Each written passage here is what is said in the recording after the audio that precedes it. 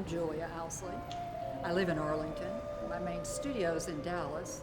I have another little metal shop north of Dallas on my son's farm in Salina, Texas. And I also spend a quarter of my time in New York, where I have a small drawing studio, and another quarter in New Mexico, where I do woodworking in a garage shop.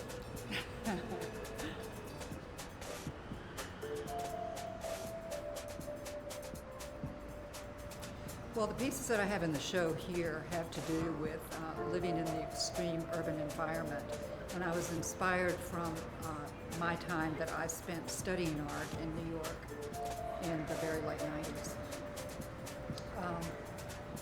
My original career was in healthcare. I was a dental hygienist for 15 years and then returned to school and became an architect and studied architecture for 15 years.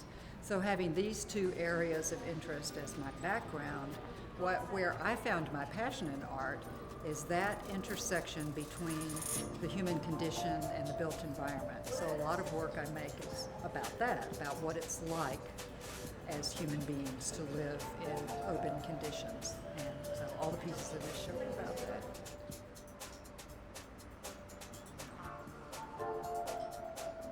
I was looking at a piece of sculpture in Santa Fe that I wanted to buy for my husband. I was practicing architecture at the time. And it was rather expensive, and I was having a hard time deciding whether or not to buy it. So I had taken a photograph and was looking at this photograph and considering it, thinking about it. And one day looking at it, I thought, well, for goodness sakes, I could do this. I could do this myself.